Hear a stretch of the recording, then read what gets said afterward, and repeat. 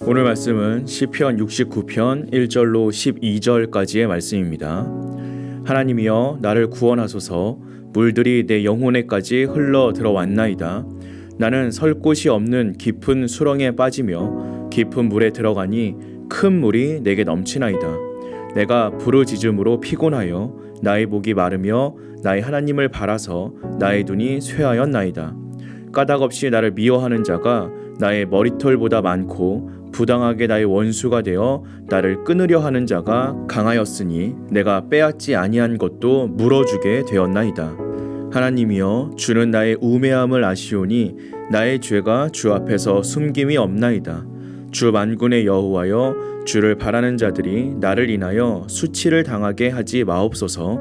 이스라엘의 하나님이여 주를 찾는 자가 나로 말미암아 욕을 당하게 하지 마옵소서.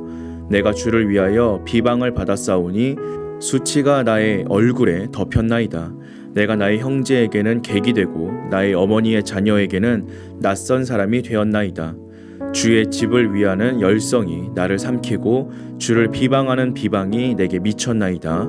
내가 곡하고 금식하였더니 그것이 도리어 나의 욕이 되었으며 내가 굵은 배로 내 옷을 삼았더니 내가 그들의 말거리가 되었나이다. 성문에 앉은 자가 나를 비난하며 독주에 취한 무리가 나를 두고 노래하나이다. 아멘. 우리는 살면서 종종 억울한 일을 당합니다. 그런 때에 가까운 사람마저 우리를 외면한다면 그 고통은 배가 될 것입니다. 다윗도 억울하게 모함을 당한 적이 있습니다. 가족마저 그의 편이 되어주지 않았습니다. 그리스도인은 이러한 상황에서 어떤 모습을 보여야 하겠습니까? 시인 다윗은 극한의 억울함을 토로하고 있습니다. 다윗은 자기 상황을 깊은 물과 수렁에 빠져 익사하기 직전의 상황에 비유하고 있습니다. 억울함이라는 감정을 표현하는데 이보다 더 좋은 것이 있을까 싶을 정도입니다. 내가 억울함을 호소하는 소리를 아무도 들으려 하지 않는 상황은 마치 누군가가 나를 물속으로 밀어넣어 더 이상 말을 할 수 없게 하는 것 같습니다. 수렁의 바닥에 발이 닿지 않는 데다가 큰 물이 밀려들어 자신을 덮치니 그 두려움과 고통이 이루 말할 수 없습니다. 그러나 이보다 더 큰 고통이 있는데 그것은 바로 하나님이 자신의 부르짖음에 빨리 응답하지 않으신다는 사실입니다. 시인은 하나님을 부르다가 목이 타 들어가고 하나님을 고대하다가 시력을 잃을 것만 같다고 호소합니다. 시인은 수많은 사람이 자신을 둘러싸고 자기의 책임이 아닌 일에 대한 대가를 치르라고 윽박지르고 있다며 하나님께 호소하고 있습니다. 이러한 시인의 호소는 십자가를 지신 예수님을 연상시킵니다.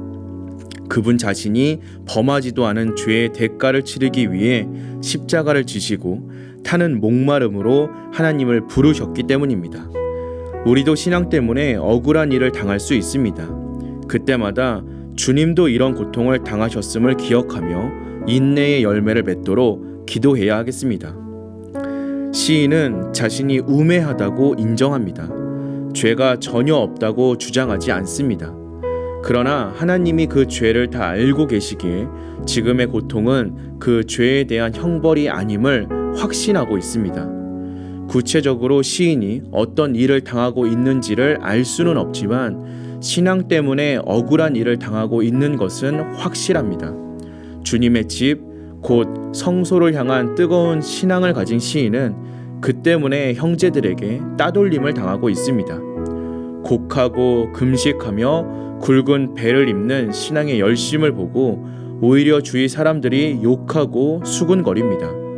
성문에 앉은 자, 곧 권세를 가진 자들이 자신을 비난하고 불경건하여 독주에 취한 자들이 비웃습니다. 우리도 이처럼 뜨거운 신앙을 가지고 있는 사람일수록 오히려 비난과 비웃음의 대상이 되는 것을 자주 목격합니다. 그러나 시인은 이런 상황에서 자기의 고통과 억울함에만 집중하는 것이 아니라 자신과 같이 주를 바라는 자들이 수치와 욕을 당하지 않기를 기도하고 있습니다. 예수님도 그러하셨듯이 신앙을 지키며 세상을 살아가려다 보면 이와 같이 오해와 비난을 당하는 경우가 많이 있습니다. 불신자들의 공격은 그래도 참을만 한데 같은 그리스도인으로부터 너만 예수 믿냐라는 식의 비난을 당하면 참 참기가 힘듭니다. 그러나 우리는 이 길이 주님이 걸으셨던 길임을 기억해야 합니다. 이를 통하여서 진실하게 하나님을 섬기는 자들이 조롱과 핍박의 대상이 되지 않기를 기도하고 언젠가 하나님이 억울함을 풀어주실 것을 기대하며 신앙생활을 해 나아가야 하겠습니다.